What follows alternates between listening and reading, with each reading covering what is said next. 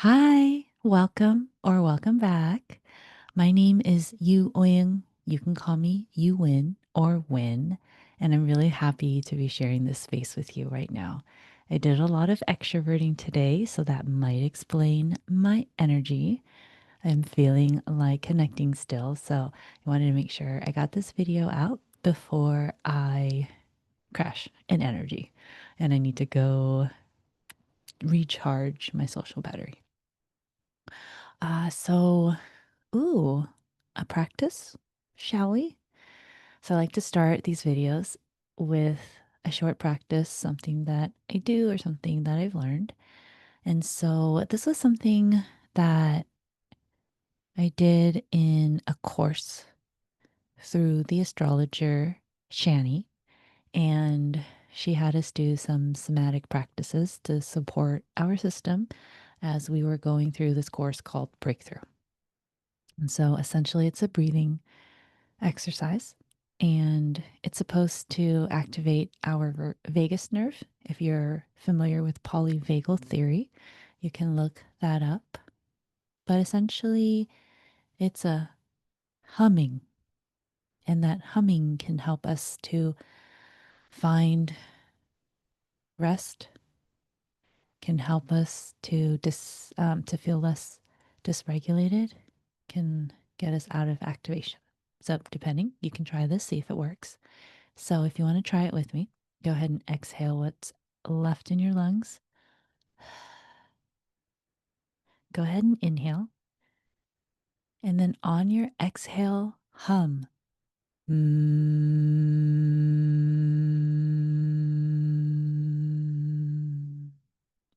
Let's do that again. So go ahead and inhale. And then exhale, hum. Mm.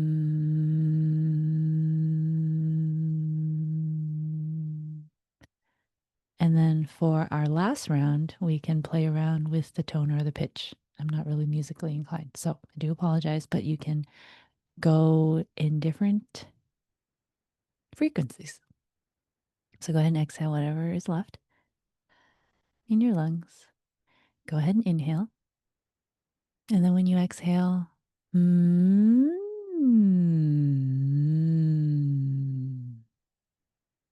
so you might just take a moment and notice how your system feels, if there's any change, if you feel a little more settled, and just something that you can add to your toolbox if it's something that can support you or something that you're interested in trying. Great. So I wanted to pose a question, and the question I have is, are there any modalities or healing practices you've heard of that you are curious about? So just to sit and, think if there's anything, and maybe you'll take a minute sometime this week to look it up. I wanted to share with you a practice that I came across, and I may have mentioned in some videos before this, but I wanted to talk about hypnotherapy. So I know there's a lot of, hmm, how do you call it? Taboo around it. It's something that is misunderstood, I think, because of its media portrayal, much like a lot of things portrayed in the media. But I was thinking about it this evening because I have an irrational fear of cockroaches. So, the thing I should say before this is I tend to try not to kill anything if I can help it, right? So, if there's a spider, not wanting it to be in my space, I will try to find a way to collect it and put it elsewhere. Um, the only exception right now are mosquitoes, because when I get bitten, I get a really bad reaction. And I realized that I also once killed a scorpion when I was studying abroad in Mexico. So maybe it's insects that I'm afraid might harm me or cause me a lot of discomfort. But otherwise, even with the cockroach, I do not kill it. I just make lots of loud sounds. So everybody in my household knows when I have come across a cockroach in any form, whether it's dead, living, on its back. I will yell, and in a particular way. Um, I don't know where the fear comes from. I am afraid to get close to the cockroach. I'm good at covering it with something so that someone else can transport it, but I don't want to be close to it. I feel like whatever it touches is contaminated.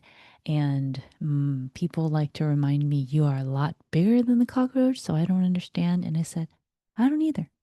So the reason why I bring up this irrational fear is that a lot of people will seek hypnotherapy as a treatment because it can support the healing or the shifting of some of the irrational fears that we have.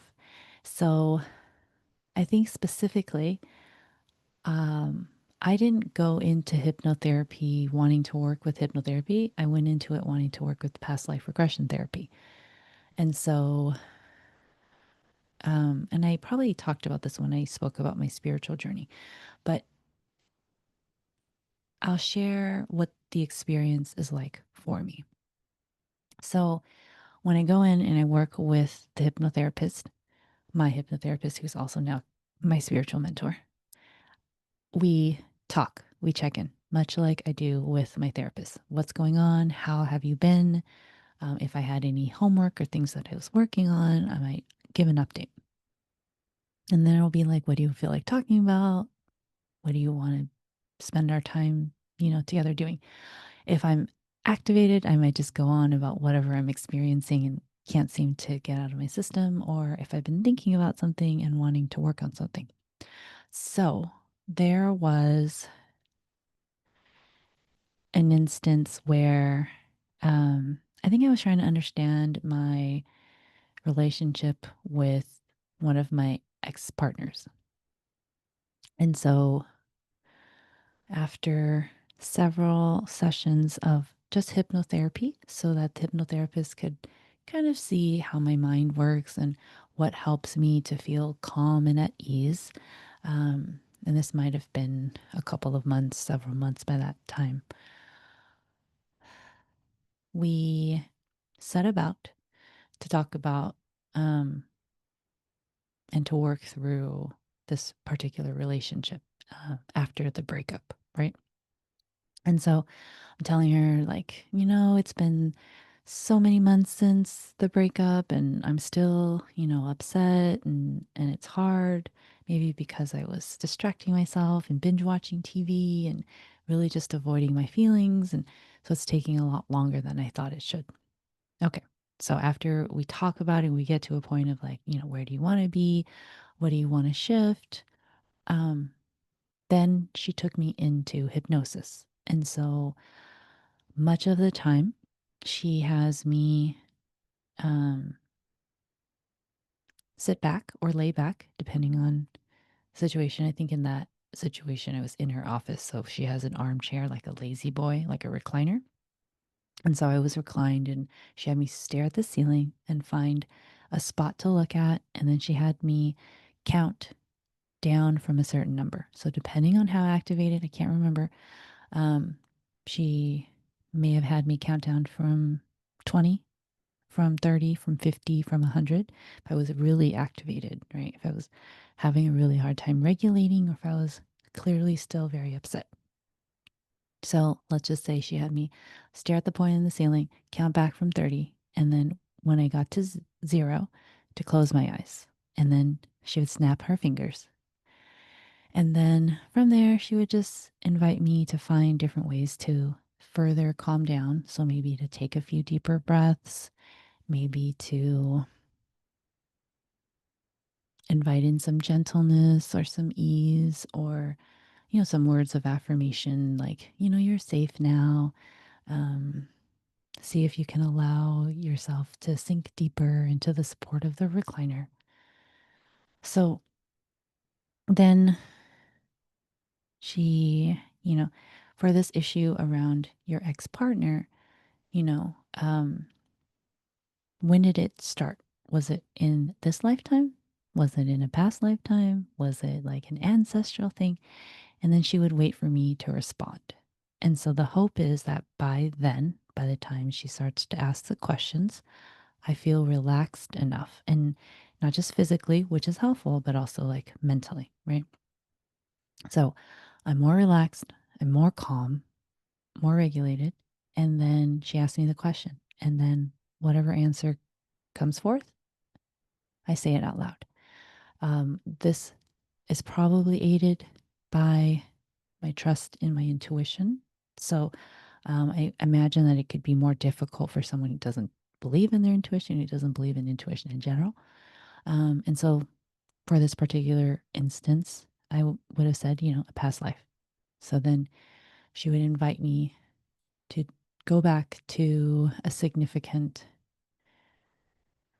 lifetime where we met, where I met my ex partner. So because I'm in this relaxed state, I'm allowing whatever shows up. And I remember finding myself maybe sometime in the 1800s, and she had me like, look at yourself. Like, what do you see? And I'm like, oh, I'm wearing overalls. I'm sitting by a tree. There's no one around me.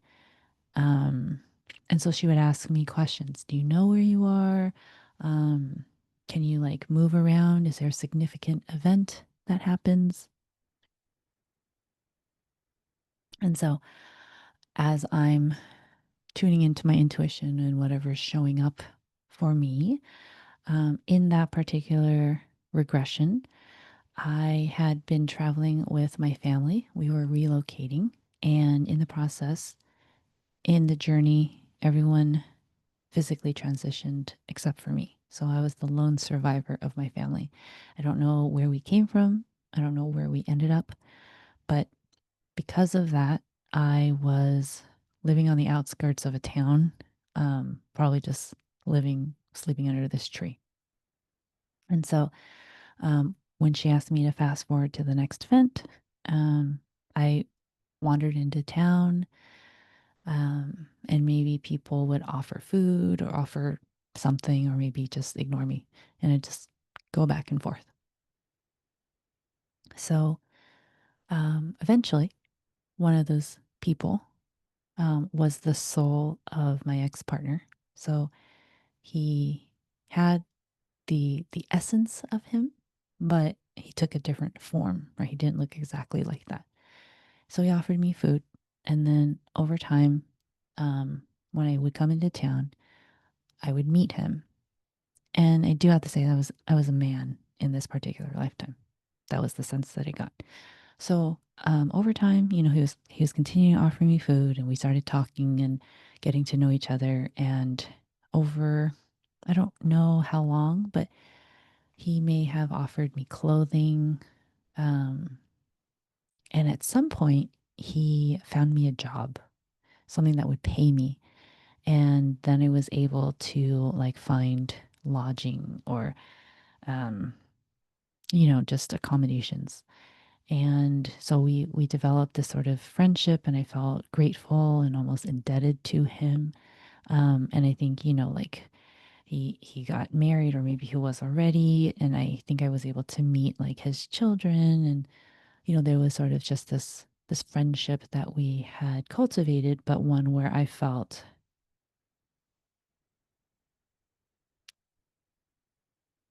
yeah, I guess indebted to him. So then I don't remember how it ends, but I come out of the regression and then process a little bit, and then I go home. Okay. So, one of the very interesting other irrational fears I used to have up until that point, whenever I would get onto an airplane, I would fear dying. And so before I left, I would contact whoever was in my immediate circle, my closest circle, and be like, I love you. I'm so sad. And I would be crying. I'm really grateful for you, and hope I get to see you again. And I remember specifically, um, what No, it was just basically anytime I got into an airplane and I traveled, right? Um, Not only did I have the anxiety of packing and making sure that I have everything, which I'm always an anxious packer, getting to the airport, I'm always very anxious, but saying my goodbyes, there was this irrational fear. So that was sometime in maybe like late 2017 or early 2018. And then the next trip I would go on would be to London with my friend from high school and junior high school, actually.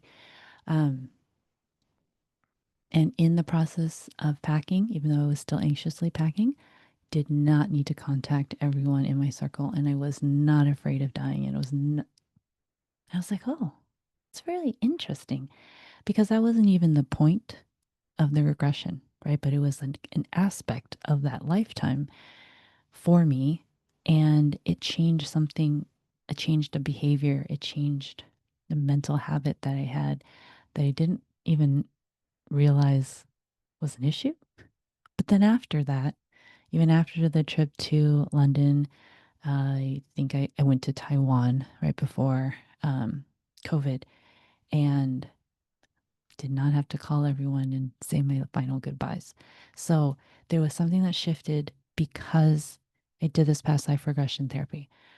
I'm not saying that I actually lived because there's no scientific proof or I don't know my name, I don't know much.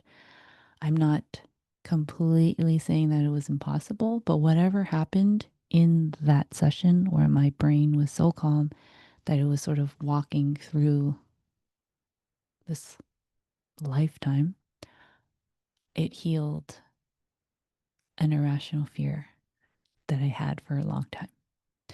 So, hypnotherapy slash past life regression therapy is something that I was curious about and I found out more.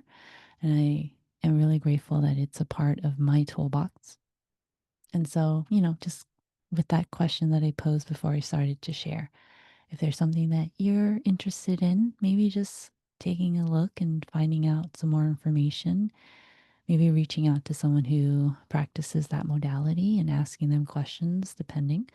Um, but yeah, that's what I have for you. I want to thank you. Thanks for sharing this moment with me. I really do hope that wherever you are in the world, there is some ease, maybe even some beauty, some gratitude that you are experiencing. I also hope that you know or will soon come to believe that who you truly are is worthy and deserving of unconditional love. And I hope that you get to shine in all that you truly are. I look forward to connecting with you next time. But until then, please take good care. Okay, bye bye.